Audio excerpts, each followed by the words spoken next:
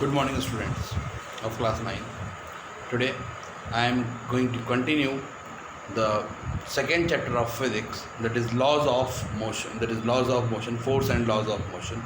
Okay, in the previous video, we have completed till balanced forces and unbalanced forces, and now in this video, I am going to start from the topic that is laws of motion.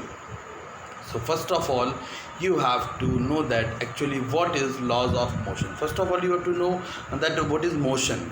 So when a body, in the first chapter we have studied that when a body changes its position with respect to time and the surrounding, then the body is said to be in motion.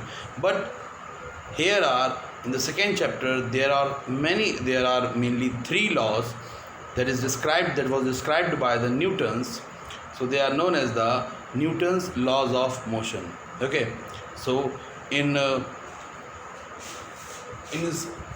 that content, first of all, we will study about the first law of motion. So actually, I'm going to tell you that who had given these laws. So Sir Isaac Newton had given these laws, and he has given 5 laws, but out of 5 only 3 are proven till now. It means उन 5 में से केवल 3 ही अभी तक prove हो सके हैं, और वही 3 लॉज हम लोग पढ़ने वाले हैं. ठीक है ना.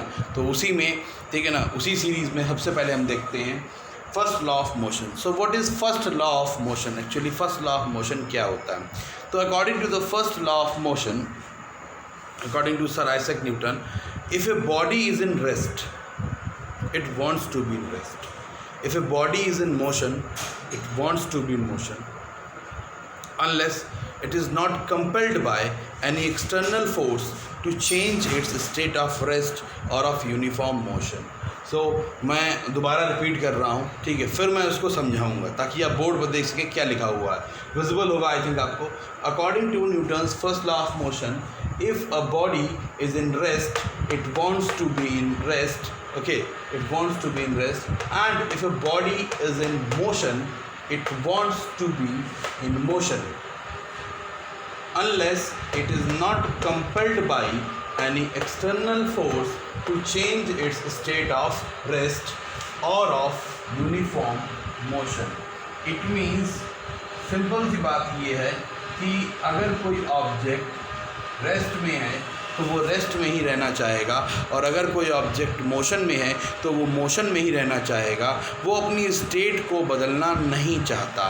वो जिस स्टेट में है उसी स्टेट में रहना चाहता है, अपनी स्टेट को बदलना नहीं चाहता. और अगर वो स्टेट को बदलेगा, ठीक है, तो कब बदलेगा? जब तक उस पर कोई एक्सटर्नल फोर्स नहीं लग रही होगी उसकी स्टेट को चेंज करने के लिए, चाहे तो उसकी स्टेट को रेस्ट से मोशन में लाने के लिए या मोशन से रेस्ट में ले जाने के लिए, उसकी स्टेट को बदलने के लिए जब तक कोई एक्सटर्नल फोर्स नहीं लग रही होगी तब तक अपने आप वो किसी भी स्टेट को बदलना नहीं चाहेगी. सपोज़ करो अगर कोई बॉडी मोशन में है तो वो लगातार कंटिन्यूसली मोशन में ही रहना चाहती है. कब तक? जब तक कोई एक्सटर्नल फोर्स ना लगे उसकी स्टेट को बदलने के लिए, स्टेट को चेंज करने के लिए.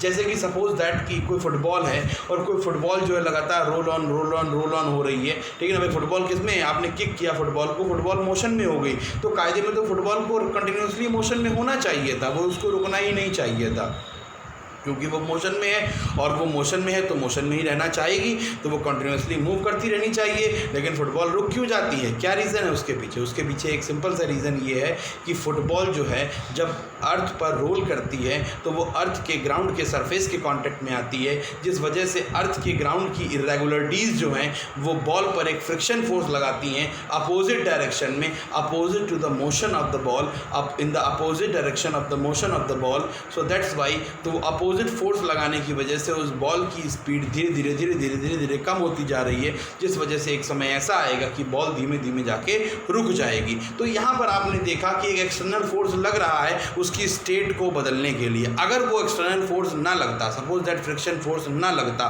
तो क्या होता? सपोज दैट अगर फ्रिक्शन फोर्स ना लगता तो सिंपल सी बात है वो बॉडी लगातार रोल एंड करती रहती, तो रोल ऑन चलती रहती, लुढ़कती रहती, आगे बढ़ती रहती, वो कभी भी बॉल नहीं रुकती, यानी लगातार लगातार उसका मोशन होता रहता है। तो कुल मिला के बात इतनी सी है कि अगर कोई बॉडी मोशन में है तो मोशन में ही रहना चाहिए, रेस्ट में है तो रेस्ट में ही रहना चाहिए, कब तक, जब तक उसकी स्टेट जो है वो हम किसी एक्सटर्नल फोर्स की मदद से चेंज ना करते हैं। सपोज दैट अब आप कहेंगे सर कि ये पंखा जो हमारे घरों में चलता है, जो सीलिंग फ़ैन होता है, ठीक है ना, जो ये चलता है लगातार, ये लगातार चलता रहना चाहिए, ये रुक क्यों जाता है, ये जब हम स्विच ऑफ कर देते हैं तो रुक क्यों जाता है? तो बेटा मैं बहुत सिंपल सी भाषा में समझाना चाहूँगा कि इस पंखे को चलाने के लिए, इस पंखे की ओरिजिनल स्टेट क्या है? रेस्ट में। इस पंखे को चलाने के लिए, इसको मोशन कराने के लिए हमें क्या देनी पड़ती है? External energy. और वो एक्सटर्नल एनर्जी किस फॉर्म में होती है? इलेक्ट्रिसिटी की फॉर्म में होती है। अगर हम वो एक्सटर्नल एनर्जी उसको ना दें तो क्या फ़ैन रन करेगा? क्या फ़ैन मूव करेगा? नहीं करेगा।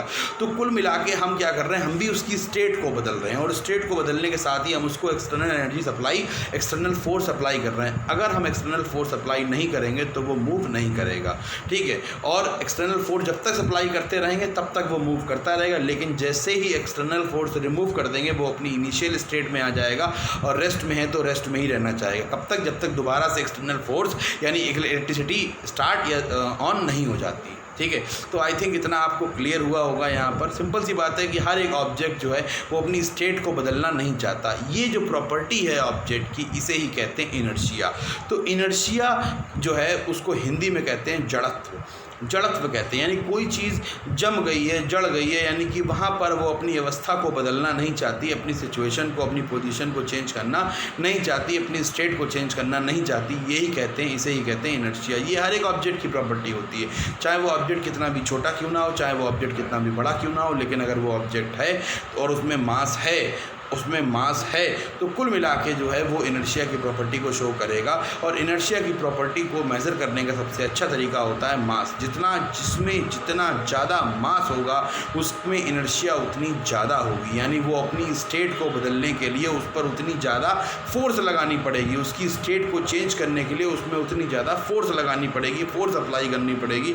तो एक सिंपल सी बात यहाँ पर आपको समझ में आ गई होगी कि अगर कोई ऑब्जेक्ट है और उसमें मास है तो सिंपल सी बात है कि उस ऑब्जेक्ट में अगर मास है तो उसमें इनर्शिया प्रॉपर्टी भी होगी, इनबिल्ट प्रॉपर्टी होगी उसके अंदर, और जितना ज़्यादा मास होगा उतना ज़्यादा इनर्शिया होगा। मान लीजिए आपके पास एक छोटी बॉल है, आयरन बॉल है, बिल्कुल सॉलिड आयरन बॉल है, और उसका वेट 2 kg है, तो उसको रोल कराने के लिए आपको थोड़ा सा फोर्स लगाना पड़ेगा। वो बॉल रखी हुई थी, रेस्ट पोजीशन में थी, आराम से रखी हुई थी, कुछ नहीं हो रहा था उसमें, लेकिन आपको तो क्या करना है? उसकी स्टेट को बदलना है, और अपने आप तो बॉल मूव कर नहीं जाएगी, उसमें कोई मोटर तो फिट है नहीं जो अपने आप चल जाएगी।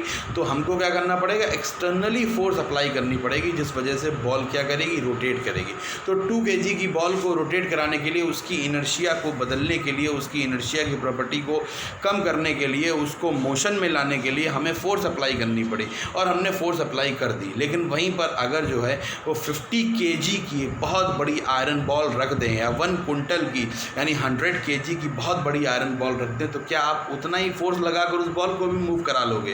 बताओ, उतना ही फोर्स लगा के उस बॉल को मूव करा लोगे? नहीं करा पाएंगे। क्यों? उस बॉल का मास बहुत ज़्यादा है, उस बॉल का वेट बहुत ज़्यादा है।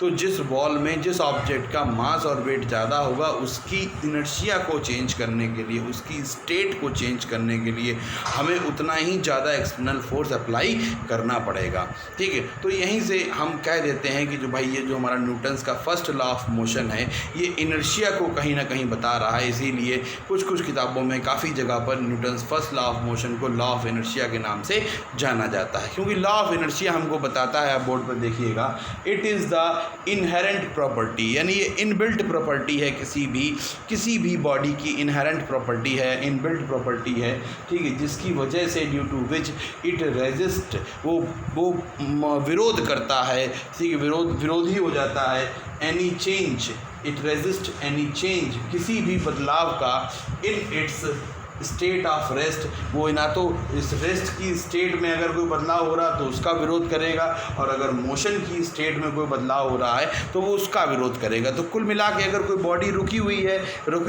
रेस्ट पोजीशन में रखी हुई है, तो उसमें भी इनर्शिया है, वो भी रेस्ट पोजीशन से मोशन में नहीं जाना चाहती, ठीक है। तो उसमें क्या है?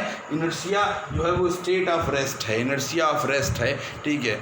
और अगर कोई बॉडी मोशन में है, लगातार मोशन में है, तो वो मोशन में ही रहना चाहेगी, वो रुकना नहीं चाहेगी। तो उसमें क्या है? इनर्शिया ऑफ मोशन है, यानी कि हमें फोर्स अप्लाई करके रुकी हुई ऑब्जेक्ट को मोशन में लाना होता है, तब उसका इनर्शिया बदलता है, और अगर जो ऑब्जेक्ट मोशन में चल रहा है उसको फोर्स अप्लाई करके हमें रोकना पड़ता है, तब उसका इनर्शिया बदलता है। तो कुल मिला के यहाँ पर आपने दोनों तरीके से समझ लिया कि अगर इनर्शिया यानी कि बॉडी का चेंज करना है तो कुल मिला के आपको एक्सटर्नल फोर्स अप्लाई करनी पड़ेगी, क्योंकि बॉडी अपने आप तो अपना इनर्शिया बदलने वाली नहीं है, क्योंकि इनर्शिया की प्रॉपर्टी की वजह से वो अपनी स्टेट को कभी चेंज नहीं होने देती और ना करना चाहती है अपने आप। आपको स्टेट को बदलना है तो नॉर्मल सी बात है, आपको एक्सटर्नल फोर्स अप्लाई करनी पड़ेगी। ठीक है, तो आई थिंक इतना क्लियर हो गया होगा आप लोगों को। ठीक है, तो अब हम देख लेते हैं, ज़रा ध्यान से समझिएगा। गैलीलियो ने जो है वो क्या किया था, फर्स्ट ऑफ ऑल ये बताया था कि अगर कोई भी फोर्स हम